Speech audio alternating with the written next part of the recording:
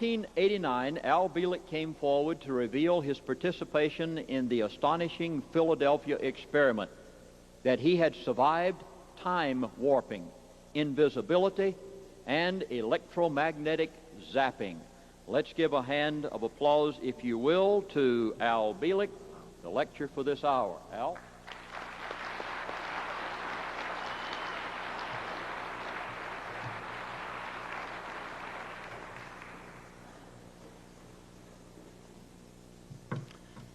I'm not quite used to all of these bright lights in my face, but I'll make the best of it. How many of you here know something of the Philadelphia experiment and what it was all about? Apparently not a great many. In spite of my lecturing around the country and on the radio. But you can't expect everyone to know everything about all of the secret projects that the government has engaged in over the years. The Philadelphia experiment, so called because in the final phases it took place in the Philadelphia harbor in Philadelphia, Pennsylvania, was not originally known by that name. In fact, it didn't start in the war years. It started in 1931 in a fairly obscure place known as Chicago, at the University of Chicago. And the three original participants were Dr. Nikola Tesla, Dr. John Hutchinson, who was then Dean of the University of Chicago, and a staff physicist by the name of Dr. Emil Kirtenauer. They did what we today call a feasibility study, which is, well, let's look at this thing and see how can we possibly make it work. And there was a lot of interest in invisibility at that time. It had been in the popular press, and things like popular mechanics, popular science, or speculation, how one might do it. So they sat down and decided to try and come up with a working solution in terms of modern technology.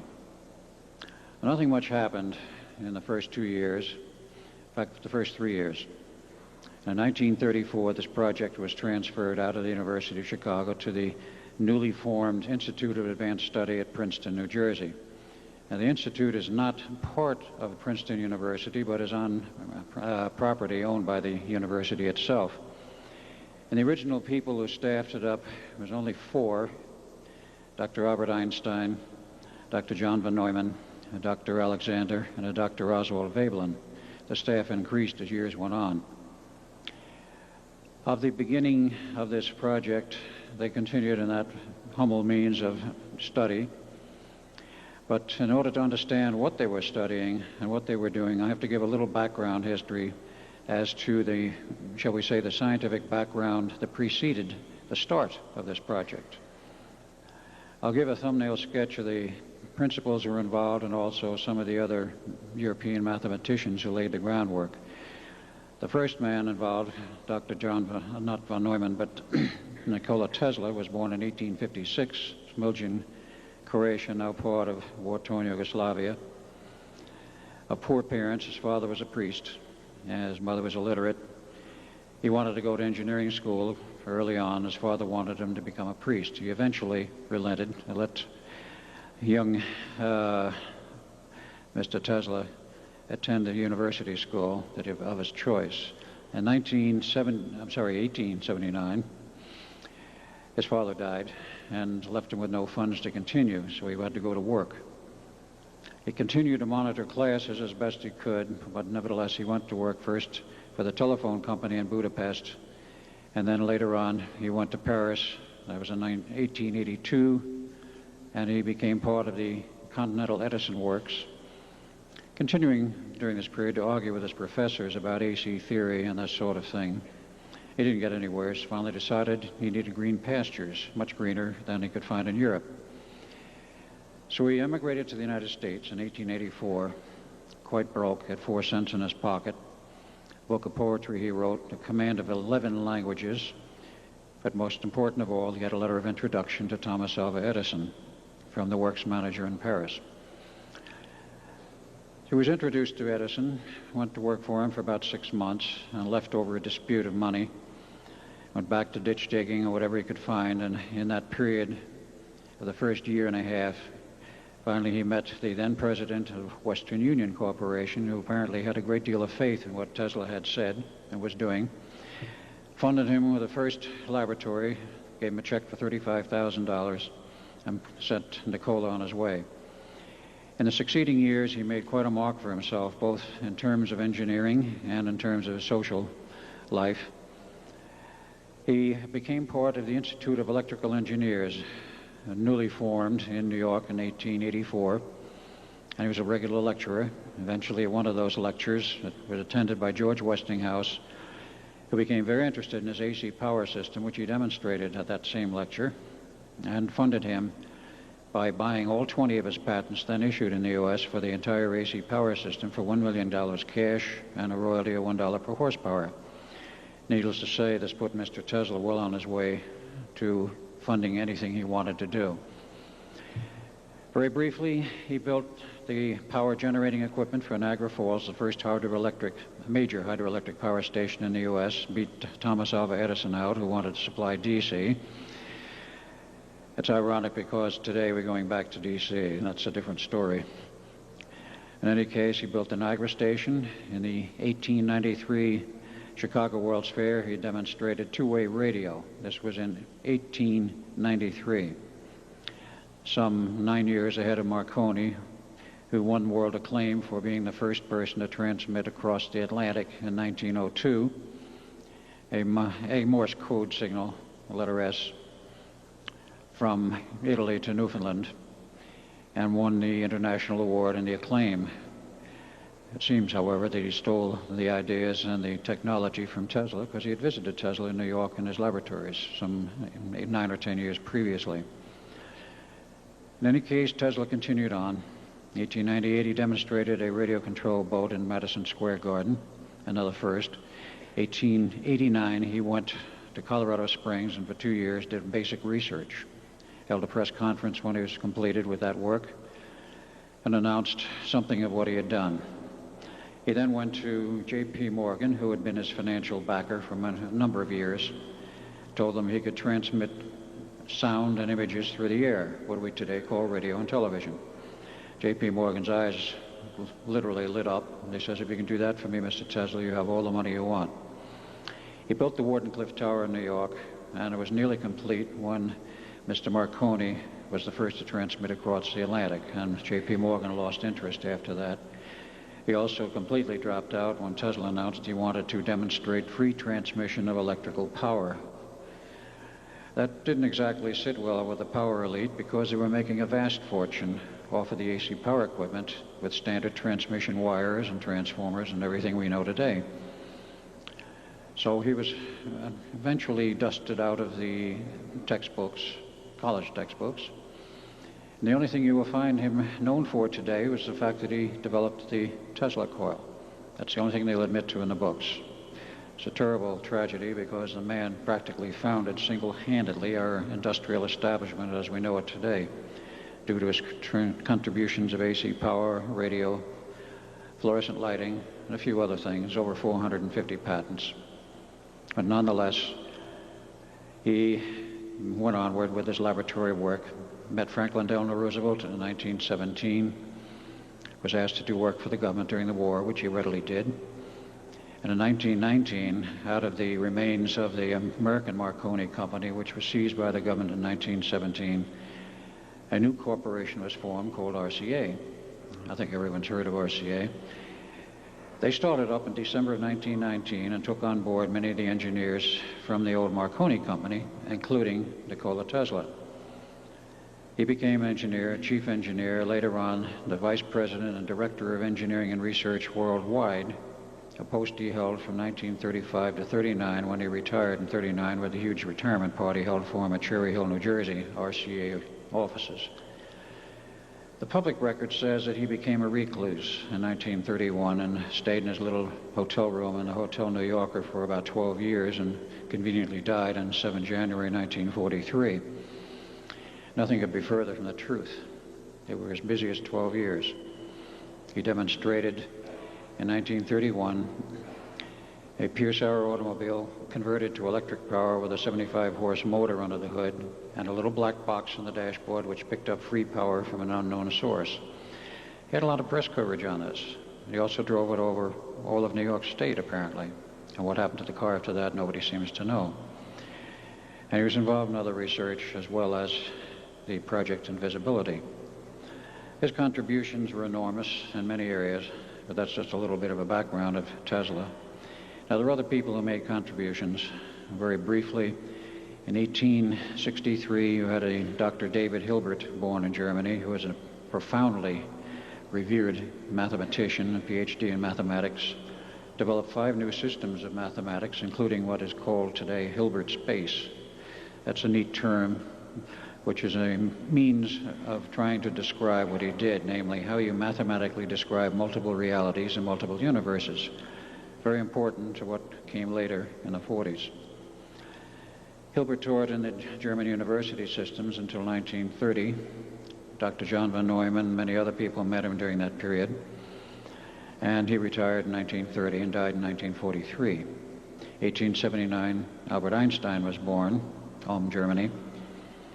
He had his PhD in math and, of course, developed the special and then the general theories of relativity, 1915 for the latter, and had worldwide acclaim and was teaching in the German university systems until 1930, when at the urging of friends who thought he'd better leave while he could, because they saw what was going to be coming in the future, they literally smuggled him out of Germany because the National Socialist Party did not want him to leave. They thought he was a national asset, contrary to some of the other stories you may have heard.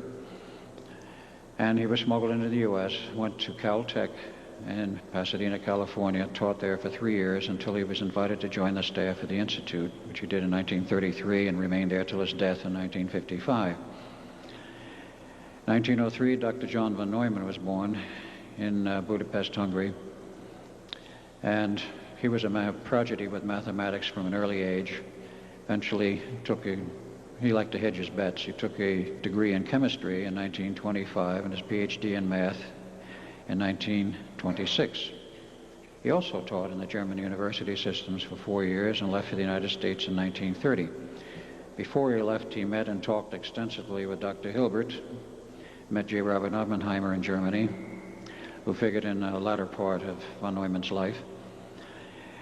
And he left for the U.S. in 1930, taught at the Princeton University Graduate School until he joined the staff of the Institute in 1933. 1905, T. Townsend Brown, I'm sure many people have heard that name, was born in the U.S., Zanesville, Ohio, eventually acquired a degree in engineering, and that was just before the Depression years. He had problems getting work. Who didn't in those days? And he joined the Navy as a reserve officer. In 1938, the Navy tapped him on the shoulder and said, "You're in the Navy now, and you have a whole department you can head up, minesweeping." So he made contributions to that, including the development of a system to explode the new German magnetic mines at a very safe distance from the hull of a ship. And that technology was very similar to what was developed a little bit later for the Philadelphia experiment. And he did make a contribution to that experiment I'll cover later. 1912, the last and perhaps most important, but one of the important people, was Dr. Norman Levinson, born in 1912 in the U.S. A little can be learned about him. I know very little of it, his life, but he was a professor of mathematics, assistant professor at MIT until 1955, and full professor from 1955 until his death in 1976. His primary contributions, however, was the development in secret of the time equations and the time matrix, which was absolutely necessary for what happened with the Philadelphia experiment. Von Neumann, I might add, after meeting Hilbert, developed his own mathematical systems, sometimes known as von Neumann algebra, more accurately described as the ring operators for those who may be mathematicians. Well, all these people made their contributions. Various people got together at the Institute: von Neumann, Tesla, Einstein, Alexander, Veblen, and others. And in 1936, they had a working piece of hardware. It worked partially to produce invisibility in one of the older buildings on the property. I'll show you the slides. You can see what it looked like. In 1940, they had a fully successful test in the Brooklyn Navy Yard with revised equipment using Tesla's design of a full analog system, and a Navy tender, approximately 250 tons, became completely invisible to the eye, and to the camera for that matter. And everyone was elated, including the Navy and Roosevelt. The Navy responded by immediately classifying this project and calling it Project Rainbow. And of course, everyone had to get a clearance. And they set up offices in the Philadelphia Navy Yard. And then at that point, Roosevelt said to Tesla, well, I'm going to give you a real ship to make invisible now. And he assigned to his care and testing a battleship, which was pulled into the back sections of the Philadelphia Navy Yard. Now you may ask, where do I fit in this picture? It's a good question. I'll give you the answer. I was not born Al Bielek. I was born Edward Cameron in 1916, 4th of August, son of Alexander Duncan Cameron Sr., who was a Navy man at that time, had a career as a Navy man. We don't know when he joined the Navy because those records have disappeared. As I like to say today, the records were sanitized. And we only have one picture of him in the Navy, and that was in 1917 in his bosun's mate first-class uniform. But he was a ladies' man. He loved his ladies. And I was born in 1916 to one of his live-in marriage women. And Duncan, my brother, Duncan Cameron, named after his father, Alexander Duncan Cameron Jr., was born in 1917 in a different location in the New York area. I was born in the Bayshore area of Long Island, and Duncan was born up in Connecticut. Came the war in 1917. Father was tapped on the shoulder by the Navy and says, you're out to sea in service now. So he abandoned his 2 wives, live-in type. They weren't legal. I've checked the records. And, of course, he led on with his life in the Navy. We were raised by Auntie Cameron in the big house in East Islip, Long Island. Completed our regular schooling. Father insisted, and he did come home once a year around Christmas. We see him for typically a week, maybe 2 weeks, that we must get a good education. So we did. I went to Princeton. Duncan went to the University of Edinburgh, Scotland. He took a PhD in physics in the summer of '39, and I took a PhD in physics in the summer of '39 at Harvard. I met Dr. von Neumann on the campus at the university in Princeton, and he insisted I should go to Harvard to get my PhD. It was, in his view, a better school at that time. So I did.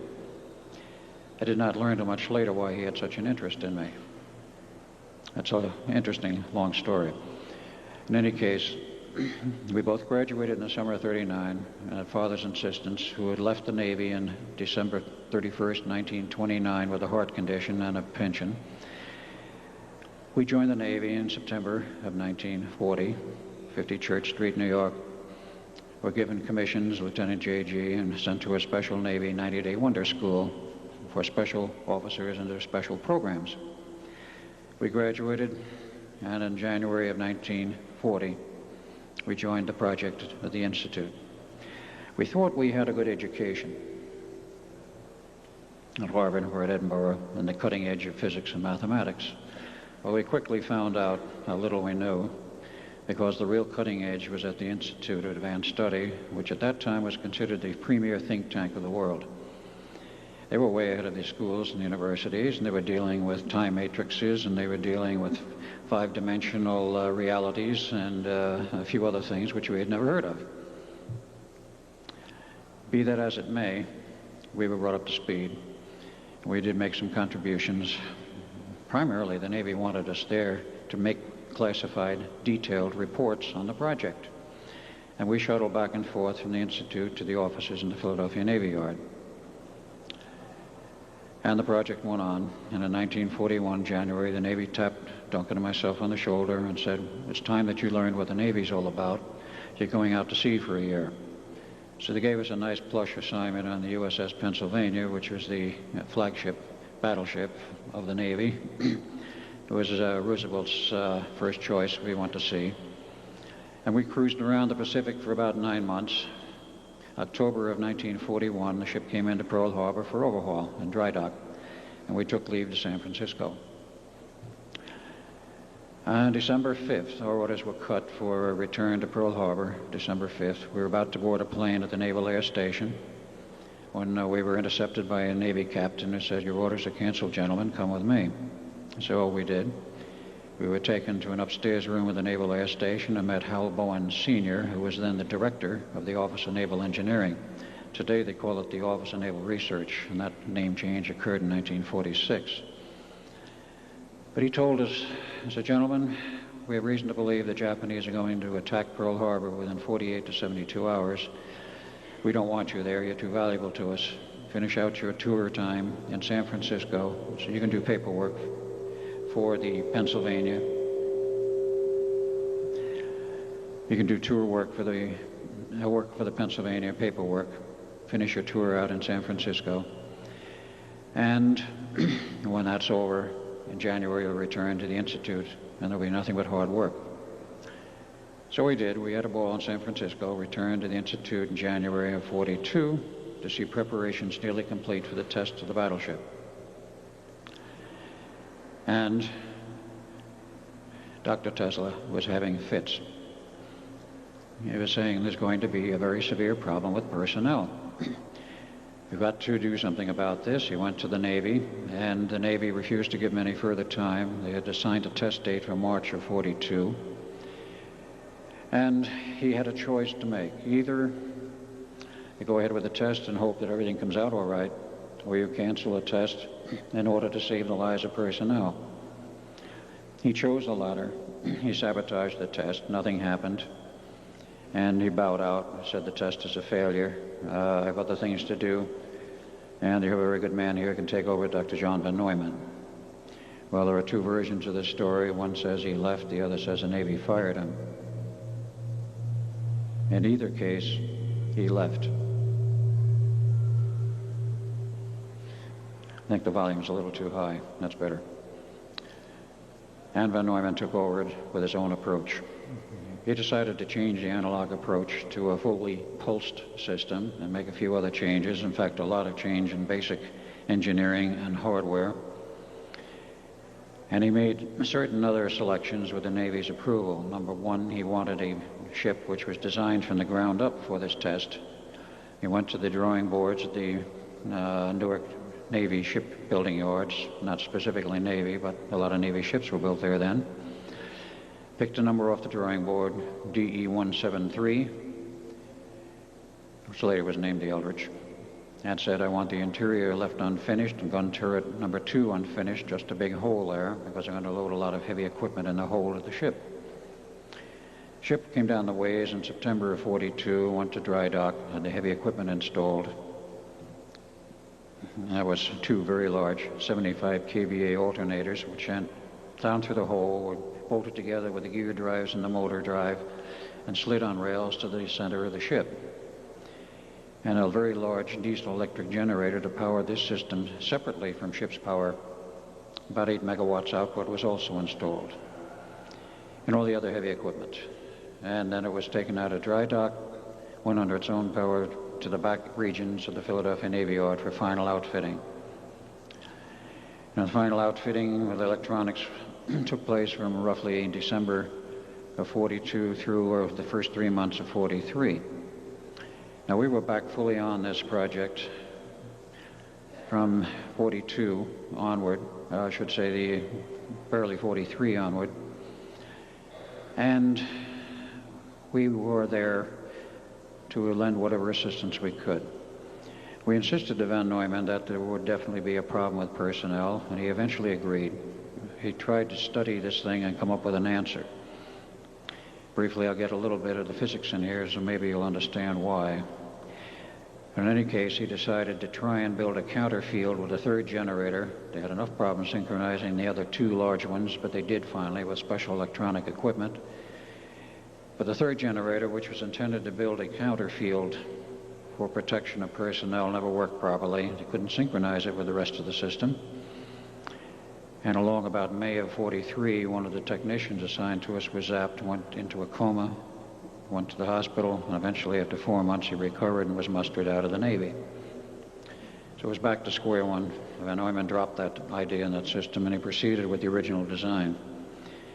So they were ready for their tests along about late June. They had sea trials for the Eldridge, and then in July they decided they were ready. They'd already chosen a volunteer crew, went throughout the Navy during the summer of '42, found 33 sailors and some officers who they went through a special training program at the Coast Guard Academy at Providence, Rhode Island, and, or it was Groton, Connecticut then, a 90-day training program again. My father was at the head of it, and we have a picture of this, one of the few pictures that survived. And they were assigned to the Navy Yard awaiting their final assignment to the Eldridge. The normal crew on a ship of that size was 150 personnel, but for the purposes of this test, they only wanted about 15 sailors and 6 officers, enough to take the ship out into the harbor, set it stationary, motionless, but not anchored, and have the properly trained crew members, Duncan and myself, to run the equipment and proceed with the test when they were ordered to do so.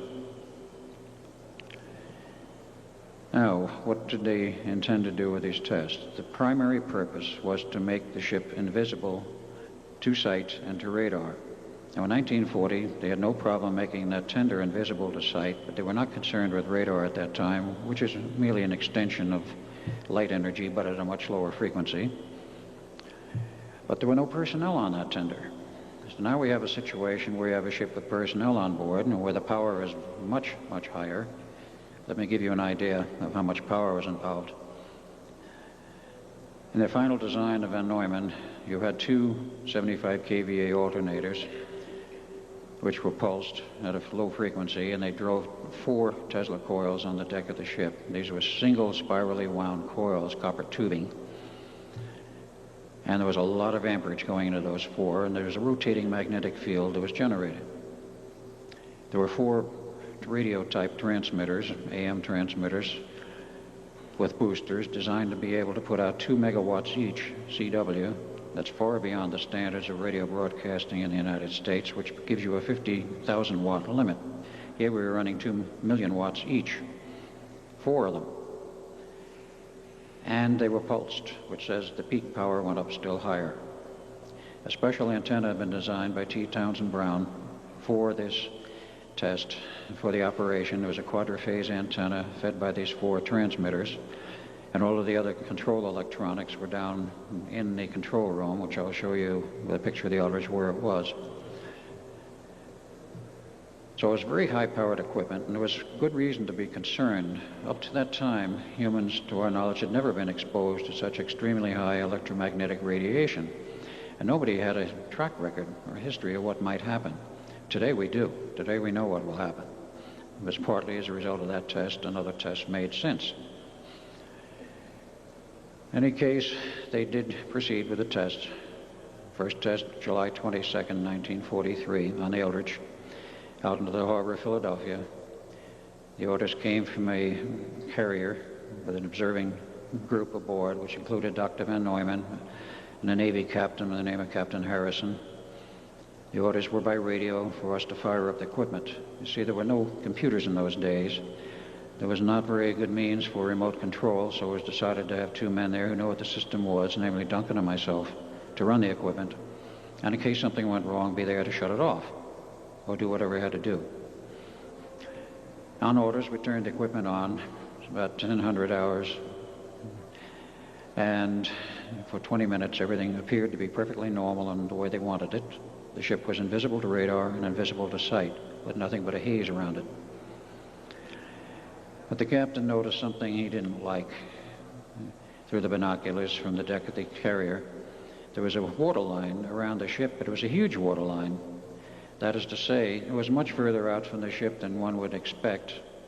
Nobody had prior experience as to what was going to happen, but nonetheless, he couldn't see the bottom where the water was under the ship. And he was concerned that due to the gutting of the interior of the Eldridge, that it might break in half if it was not supported by water. Well, it was supported by water, but it was invisible. So we ordered the test terminated in 20 minutes. We went back to dockside, and then they found we had a problem with the crew, that part of the crew which was deliberately stationed on deck as observers to see what they saw from the inside. They were very sick, nauseous, disoriented, mentally out of it, and physiologically pretty much out of it. So they were pulled off. Everyone else behind steel doors or below deck was quite all right. The Navy said, no problem, we'll give you another crew. They had the other half of the test volunteer crew available. But von Neumann says, we have a problem. I had to study this, find out what we got to do to try and prevent this problem with personnel. So the Navy demurred for a few days, a week, and then finally they came up near the end of July and said, you have a drop-dead test date of the 12th of August, 1943. You will either complete the test by that date or forget it. Nobody could understand why. I went to Hal Bowen Sr., who is the director of the Office of Naval Engineering, and asked him, what's this all about? And saying when we have to finish an engineering test by. He says, well, I know it came from pretty far up the line. He says, I don't know why. I'll check into it. He did. It came from the CNO, Chief of Naval Operations. It was then Admiral King. And those were the orders. It made no sense. Because the Chief of Naval Operations is concerned with the conduct of the war in all theaters of operation insofar as the Navy is concerned. And he is not concerned about engineering tests. But he transmitted the order. We didn't know then where it came from. We've long since have found out. And the answer is in my lecture tomorrow night on the Montauk Project. Nevertheless, we had that date. We're stuck with it. We modified the equipment somewhat, particularly because the Navy somewhat relented on the requirements. They didn't need optical invisibility. In fact, they didn't even want it. They just wanted radar invisibility. Otherwise, without all of the modern navigational systems we have today worldwide and radar, if you couldn't see a ship with a radar and you don't have navigational worldwide systems like LORAN and SHORAN, you've got to be able to see where another ship is in the fleet or a convoy. Otherwise, at night in bad weather, you might ram it. So they decided we had to be able to see them optically by eye with binoculars where they were. They only were concerned about the German Navy, and particularly the U-boats with their radar, which was very good, that they would not be able to spot our ships coming across the Atlantic. That was the thought, that was the intent. Needless to say, they did have a problem in the final test. Might add, too, the Germans were working on their own system at the same time of invisibility, because they were not satisfied with a 50% kill rate. They wanted to raise it still higher. Well, they're opponents in the war, you can expect this. And they started experimenting on submarines. There were approximately 3 German subs who were outfitted with special invisibility gear, supposedly make those ships invisible to Navy sonar and radar. And when they tested their systems, all 3 ships disappeared and were never found again, the submarines. So they abandoned the program. So what happened to the Eldridge? On the fateful time of the 12th of August, they had a second crew on board. They had outfitted the hull of the ship with special pressure testing equipment to test the actual hull pressure, internally and externally, hydrostatic pressure test. And a submarine was available to go under the Eldridge and see where the waterline was and what was going on. The last minute they had some kind of problem. They pulled the entire second crew off, put them on the sub, and pulled the sub out of the area. By then we knew something was wrong, but then they told us, go ahead with the test. So we were quite concerned, Duncan and myself, but we had no alternatives. We did proceed with the test. On orders, radio, we threw the appropriate switches and turned everything on. For about the first 70 seconds, everything seemed in accordance with plan, i.e. it was radar invisible, but the ship was still visible through a greenish type haze. And then the ship vanished completely from the harbor, no waterline, nothing, in a blue flash of light. Needless to say, von Neumann and the Navy were very concerned, very upset. Panicked is the right word. And the ship was gone for 4 hours. No sign of it anywheres. Finally came back 4 hours later in the same spot in the harbor, and it was obvious something was wrong. Through binoculars, they could see that the special radio mast was broken, part of it was missing. There was superficial damage on the ship, and the people were milling around on the decks, and nobody was responding to the radio commands and attempts to communicate. So they sent a special launch out with a boarding party to find out what was really going on. So they boarded the Eldridge, and they found out all right. They found 2 men buried in the steel decks, dying. 2 more buried upright in a steel bulkhead, dying. fifth man with his hand buried up to his wrist, like that, in steel. He lived. They cut his hand off and gave him an artificial hand later. And all of these four personnel died. One of them in the upright bulkhead was our younger brother Jim, 6 years younger, who enlisted in the Navy after World War II started, after Pearl Harbor, and volunteered to be part of this special duty crew. And he wound up drawing the straw, so to speak, for the second test. Well, he died that way. Duncan disappeared. And of course, with a special crew, the Eldridge, which was not damaged in terms of navigational ability, was brought back into the harbor to its dock, and then we had 4 days of inquiry. What went wrong? Everybody made a report, including myself.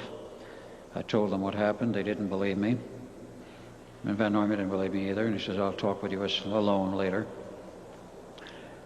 And they finally opted for a third test in the outer harbor at night.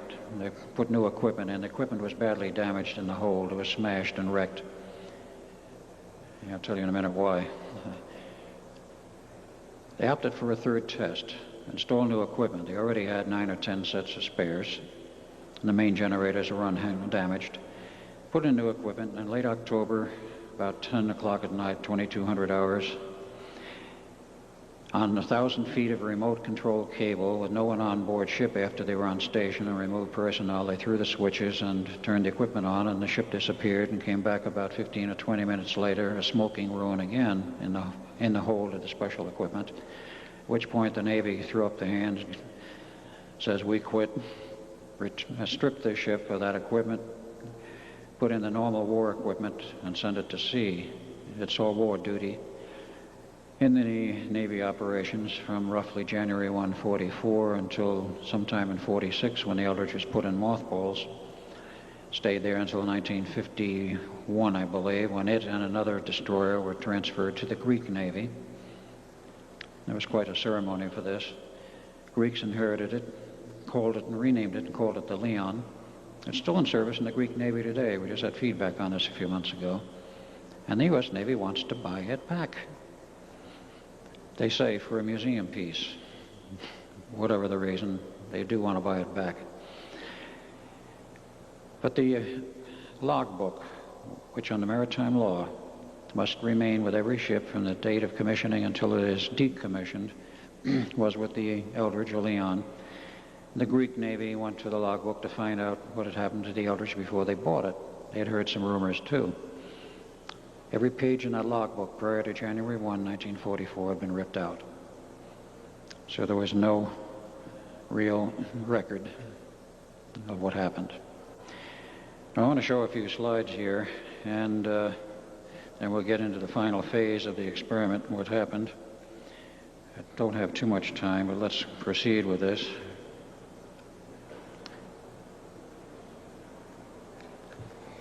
See, are we on? Yes.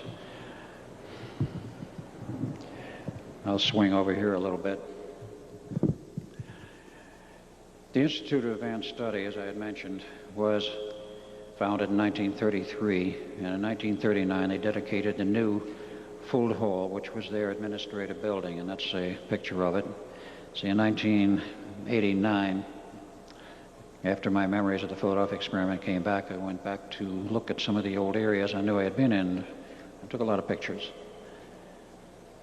Now, the original staff members, you have here Dr. Alexander.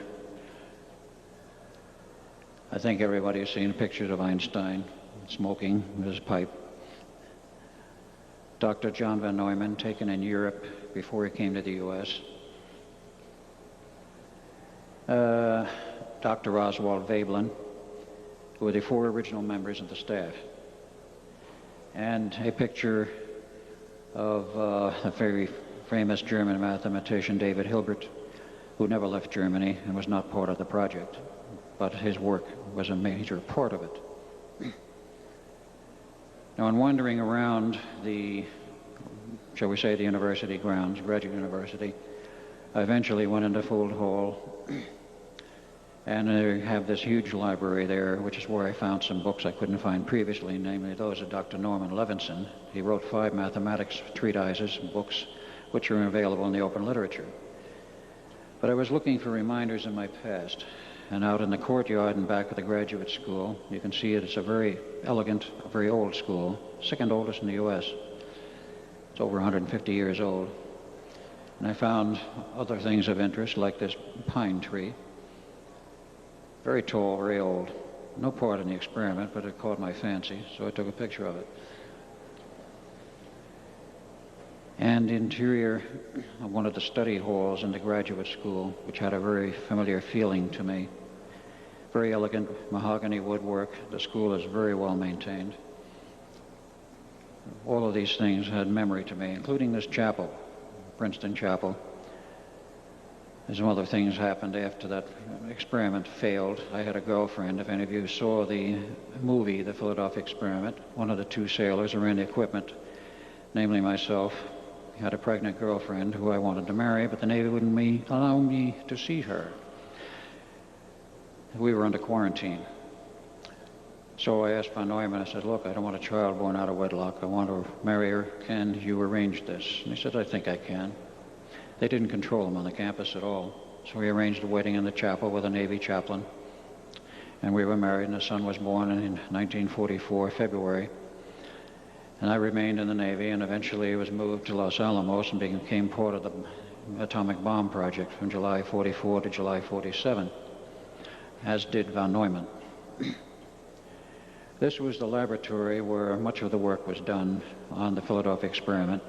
The laboratory building still stands, but is no longer a laboratory building in the sense of having a working laboratory. A lot of classrooms. Let's see if we hang one up there. It's there, but it's not too visible. Wandering around the back section of this lab building, I found a room which was extremely familiar to me. A blackboard where von Neumann used to explain the theory of what we were doing. And the corner where I usually sat, sometimes with Duncan, while they explained it. That hasn't changed there at all, not even the furniture. And we also had the old 36 lab building, Greenwood. It's now almost falling down. It was a functioning building then, which the first test was conducted in. Now it's used for storing of vehicles. And a little closer up, that section in the forward part still has a few pieces of lab equipment left. In 1933, when von Neumann was asked to join the staff, he had a formal letter of offering by then Director Abraham Flexner. He was offered $10,000 a year salary, an unheard of amount in those days for a college professor. He accepted, of course, and other assistants who came in later were paid $1,500 to $2,000 a year, which was the more normal stipend. He was asked, or I should say the director was asked in 1942, what's John von Neumann doing here? He wrote a letter back to the questioner. The final paragraph, which you probably can't read in this letter, made oblique reference to the Philadelphia experiment, saying that he was working on a classified Navy project, which, if successful, would materially shorten the war. That was all the mention they could make in those days of that experiment.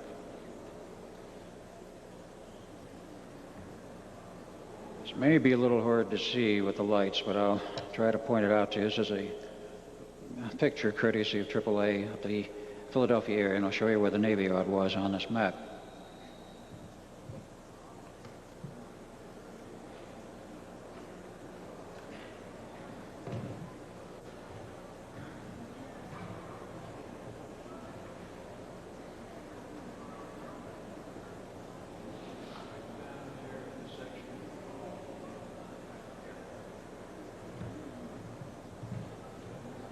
That was the famous Philadelphia Navy Yard, as you see it on the map. Now, if you were to go into the front entrance to the Navy Yard, you would see an entrance like this. I'm talking about the Philadelphia Navy Yard. It's the same today as it was in '43. This picture was taken in the summer of '91.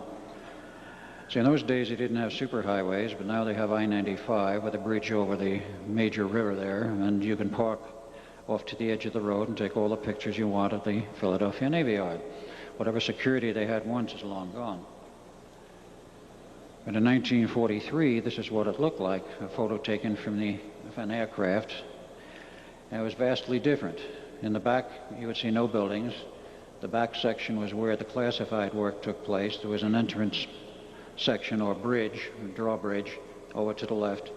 And down in the lower right was the office buildings where we were.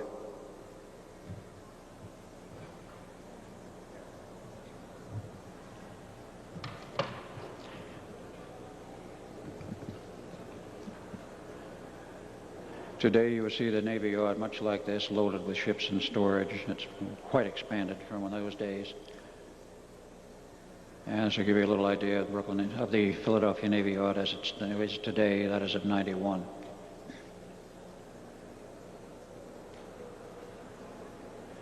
In terms of the Eldridge file photo, it had 4 gun turrets, 3-inch diameter guns. Number 2 was left uncovered, and this was taken according to the legend on there on the 12th of September 1943, at sea perhaps, but let me point out a few things.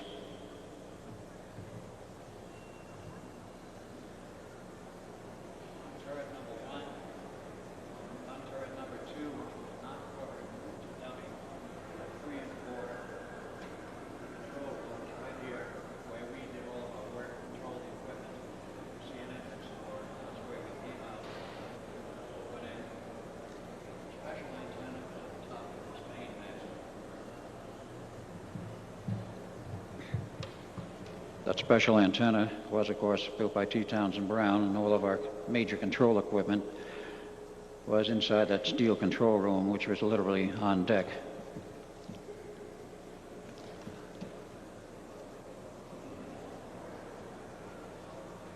In 1943, they received a telegram, of course, at the Institute announcing the death of Tesla. He died 7 January 43, stating the funeral would be held on the 10th of January. It took 2 weeks for all of the people who came from all over the world to view the body to go through that line. So they held the funeral over for 2 weeks so that everyone who came in who wanted to see the body could. And more people came in from overseas and from the United States. He had a much better reputation in the 40s overseas. T. Townsend Brown in younger and happier days. Now, a lot of equipment has turned up over the years that came from the Eldridge. How do I know this? It's because of the vibes that are on it, which is a term which those who are sensitives understand. When the ship disappeared, and I'll finish out the story now, when the ship disappeared, we, of course, Duncan and I were in the control room, and we knew within about 30 seconds something was very wrong. We tried to shut the equipment off. We went for the main power switches. They were frozen. We couldn't budge them. So we got the bright idea with all kinds of arcing taking place in the control room, which had no business being there, and we didn't know what was going on. We couldn't shut it off, so out we went through the bulkhead door, went out on deck, saw all these Navy people milling around. No one was buried in the decks then. We got the bright idea, jump overboard and swim ashore. Well, at that point, with the fields on, you could not see anything beyond the railing of the ship. Nevertheless, we jumped overboard, expecting to hit the water in the bay. We did not. We started falling and falling and falling, and eventually wound up standing on dry land at night with our backs to what was obviously a military fence, a chain link fence, and suddenly a bright light overhead. There was a searchlight on a helicopter, but we knew nothing about helicopters in those days because in '43 they were almost a toy. Sikorsky was still working on perfecting them for the military. Nonetheless, this bright light beamed down on us, blinding really. MPs came out of nowhere, grabbed us, took us to a building. We got on an elevator and went down several levels. The elevator door opens and we're met by an elderly gentleman with white hair, a civilian. Everyone else down there seemed to be military. And he said to us, "Welcome, gentlemen, I've been waiting for you. I'm Dr. John von Neumann." We looked at him and said, "You're who?" He said, "You're Dr. John von Neumann." We were still quite dazed, frankly. He said, "You couldn't be. We left him an hour ago and he's a much younger man." I said, "I'm sorry, I am the same Von Neumann you knew 40 years ago. You're no longer in 1943, you're in 1983, and you're at Montauk, Long Island, part of the Phoenix Project. Welcome. Well, we thought he was nuts. Well, we were there about 12 hours total. We found out later we arrived about 2 a.m. in the morning of the 12th of August, 83. And they gave us the Cook's tour. Huge computers, computer control systems, hard disk drives, control systems, graphic displays, color TV, large screen, and all kinds of electronic equipment, none of which existed in 43. And we sat down and started to watch TV. Well, you see advertisements for 747 jets and discussions about man and the moon, and a couple of views of modern superhighways and the gigantic traffic jams. We soon got the idea that something was drastically wrong, and we finally had to accept what he told us. Then he sprung it on us. Well, gentlemen, you're going to have to go back to the Eldridge. Oh, just how are we going to do that? Well, we'll send you back. And how are we going to do that? Very simple. We control space and time here from this project. We can send you anywhere as we want at any time we want. So they sent us back. And the instructions were to smash the equipment on the Eldridge because it had enough fuel in the generators to run 30 days if something didn't break down first. And it had built and was within what is called a hyperspace bubble, which was growing. And the two experiments, 43 and 83, both 12th August, had locked up and pulled the ship out of the harbor of Philadelphia and in this hyperspace bubble.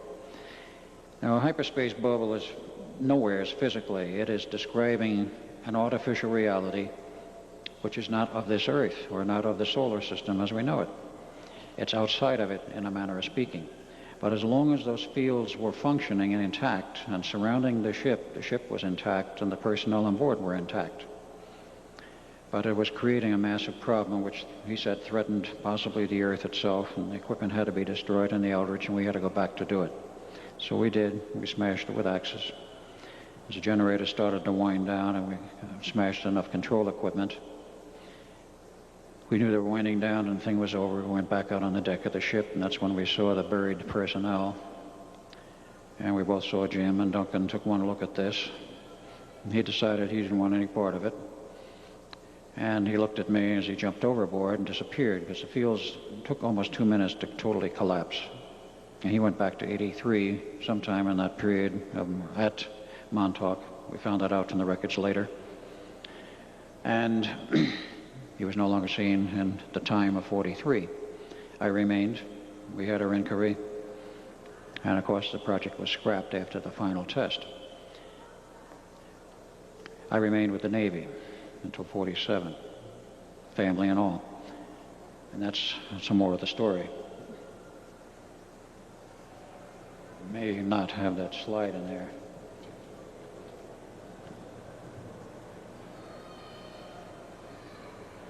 Okay, this is one of the pictures taken in that era of Einstein consulting with the Navy personnel. In July of 43, he was a consultant to all the projects, and the Navy, of course, saw him on a very regular basis. Dr. John Von Neumann in a happier pose and a happier day. He was much of a party animal when he wasn't working very hard. He used to have big parties at his own home in Princeton, New Jersey, and he'd find some unusual hat that some woman brought in. He'd model it himself. He had some real crazy ones. Then they had picnics when he was up at Los Alamos. He loved to go picnicking. And I was there, and I was part of some of them. But we also had, as part of the documentary of his life, this picture which came out of somebody's file. On the left, you have Dr. John Von Neumann. On the right, Dr. Stan Ulam, who was a tennis partner of his as well as a scientific colleague. And in the middle, a young Navy man who I've not been able to positively identify, but everyone who looks at it says it is a very close resemblance to me, and probably was me, because I was there at that time.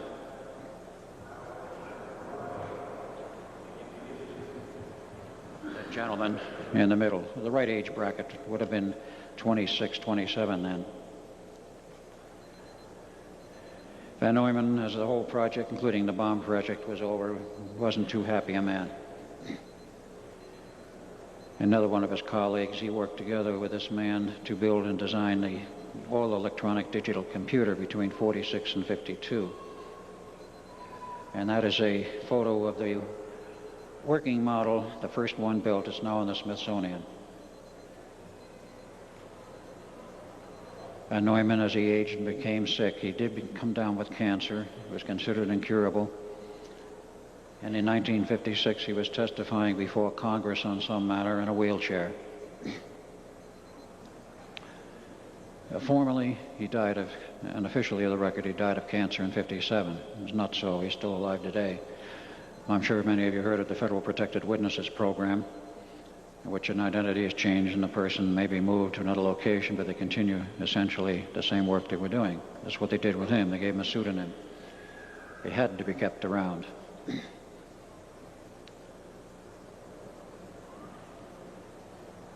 Many people ask, what proof do I have that he's alive today? His book lists, of which there are 2 pages, this one and the other one, have books on it. You can't read it from there, which were published, written and published well after his alleged death, up until 1970. He also designed the Z100 computer for Zenith Electronics in 1980. And that was admitted to by office personnel at the main plant when a friend of mine, Preston Nichols, bought surplus 2 of the personal computers, Z100s. They had the schematics, but no signatures as to who designed it. And he called the company and asked, who designed this? And they looked it up and said, oh, it's Dr. John von Neumann. He says, well, when did he leave there? He says, well, we haven't seen him since 1980. Of course, he went on and was still part of the Phoenix Project, which is another long story I'll get into tomorrow. Everybody thought the whole thing was over. The Navy had buried the project. They denied it ever happened. And told the same thing to all the families. Sailors had disappeared and died or whatever, were lost at sea. Whatever excuse. And they were all excuses. But in 1955, a paperback book entitled The Case for the UFO, written by Dr. Morris Jessup, arrived in the in-basket of the office director, the director of the Office of Naval Engineering, or then the Naval Research, Admiral Firth. The book was a standard paperback, but all of the footnotes on the margins were handwritten, dealt with conditions in outer space and an experiment called the Philadelphia Experiment and a few other things. Everyone read it, and finally they called Jessup himself down there, after setting up a commission, of course, to study the thing. And if you look in the extreme left, the man who headed it is George Hoover, is a Navy man, but there are a number of other distinguished people in there, including in the lower right seated Dr. Werner von Braun.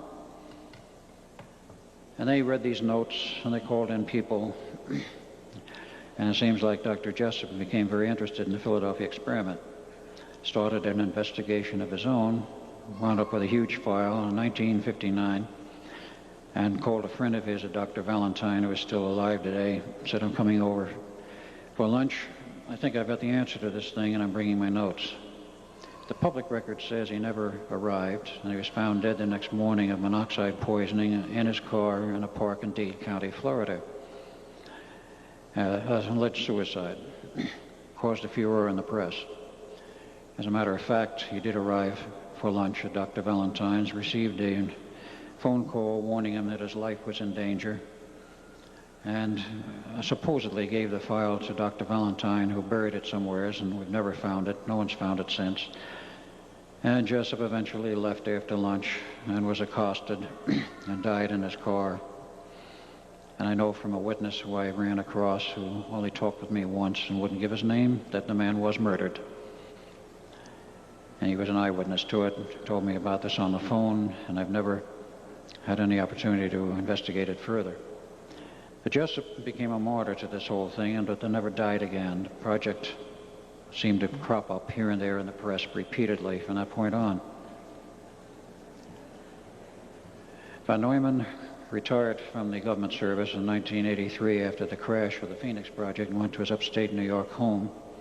This is a photo of it after the fire, in which it's rather ruined. He lives in a trailer. In fact, that was a trailer he lived in. That's not the trailer. That's some of the other buildings on his property, loaded with electronic equipment.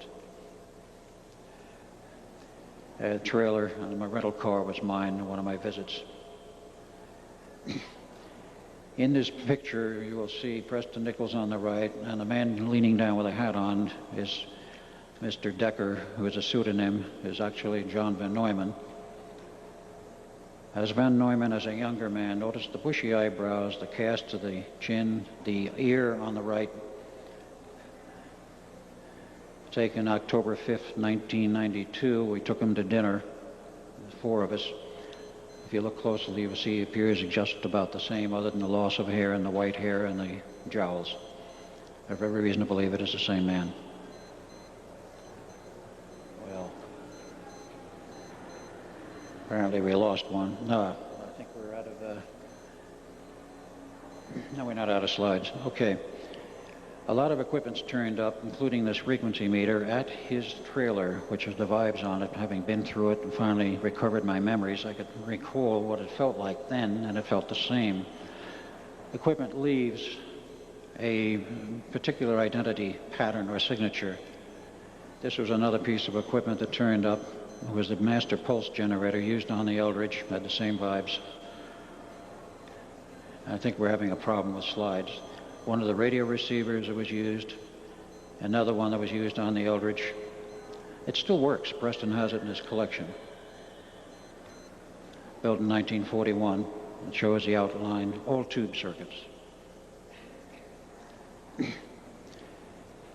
Okay, quickly in the family, it was my grandfather. Picture was 1891. My father was born in 1891. Picture of him in 1901, 10 years old. Picture of him in the Navy in 1917. In 1941 in his Coast Guard uniform as a volunteer. And that was some of the citations he received from the Coast Guard for 3,000 hours of volunteer service. I think we're losing a couple here. He liked to go fishing upstate New York as he aged. And that was another shot of him on his fishing trips. He had a boat fleet. He had to go to sea. He built all kinds of sailing vessels and had a small fishing fleet, which he eventually abandoned. And this was the family home in Long Island. It still exists to this day in East Islip, a 23-room mansion, which is now maintained very well and is a landmark officially for the city of East Islip. That was Brother Duncan. I will have to cut the story short here. He was born into another body in 1951. This is Duncan. In the age of 8 approximately, a little later at the age of 10, 17 down in Florida, and he graduated from Marblewood School in Connecticut. He was with Father before he joined the Air Force at the age of 18. Much later, 1982, when Father died, he inherited the beach house and some money, bought a catamaran. The picture's not clear, but he had terrible vibes at that period. He was part of the Phoenix Project, which I'll get into tomorrow, and what that program meant, and why we locked up to it. That's in 1986 as a carpenter. And, oh, we got one that's upside down, turned around. 1989. In New York at a UFO Club meeting in 1990, in a Whole Life Expo meeting, and trying to sell equipment with Duncan and Preston together. I've never met the family since, but my son is still alive, and there's strange reasons why I know this is true. In 1965, I received this magazine from the state of New Mexico. I bought property. And on the next page, it showed a picture of the year before's activities and cattle judging and such. And I immediately spotted this person in the middle.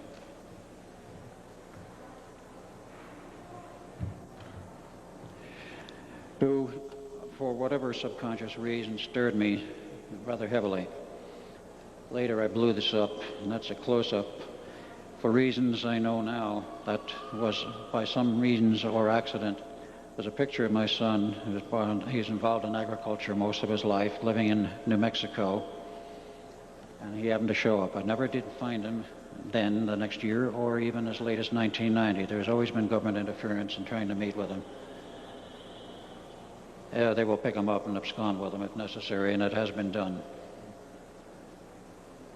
I think we're out of slides. I know he's alive. One of these days I will meet Jeff. He knows finally I am alive because of circumstances involving Preston and a famous 4-hour underground videotape, which he finally managed to see, like so many other people on this planet. Tells the whole story of the projects and what happened to me. The rest of the story of why this thing locked up, and I might add very quickly, in '47, I was removed from the Navy, given an enormous brainwashing, and was sent back to 1983 to do it, and the project again at Montauk. Not only was I lifted of all of my memory as Edward Cameron, but I was reduced in physical size to a kid of about a year old and then plugged into the Bielik family in 1927. They proved they could manage and manipulate space and time any way they wanted. So I grew up as approximately the age of 1 in 1927 onward as Al Bielik, remembering nothing whatever of my involvement in either project. And along about 1985, I was invited, after I became an engineer, I went through school, I was invited to come visit with Preston Nichols on the island, and I went there in August of '85. And we went to Montauk. For the first time, he thought we were all exposed to this base with its buried projects, unbelievably bad vibrations there. But on my second visit to the same location in May of '86, where we documented it, and those photos I'll show you tomorrow night, my memory started to come back of being involved in the Phoenix Project as Al Bielik. And later on, in '88, it happened to be January, on a Saturday night on HBO, they were showing the movie, The Philadelphia Experiment, which I had not seen prior, or the actual movie in '84. And that jogged my memory enormously that night, so that I started to remember the Philadelphia Experiment and the fact that I was involved. From that point on, as history, recovering more memories and more data, and eventually going public. My first lecture on the subject was in September 1990 in Phoenix, and caused quite a stir even in the press. And I've not done anything else but lecture since, and do some writing, and tried to bring this to the public for the simple reason I feel that the public should know how the government, I'm not going to blame the Navy in this case, but the government can manipulate families, people, and individuals, lie about what has happened to some of your loved ones, whether it be Vietnam or World War II, and cover up totally what they may have actually been involved in or used for. I don't think it's right, and I don't think anybody else as an American thinks it's right either. But this is the way the government has functioned and worked for years. They have what they feel are their reasons for covering security, as they call it, national secrets, whatever. Much more can be told. I'll do that tomorrow night. And I thank you, since I'm being pushed to quit. I thank you all for your attendance, and if you come tomorrow night at 9 o'clock, I will finish the story. That's a Montauk project. Thank you.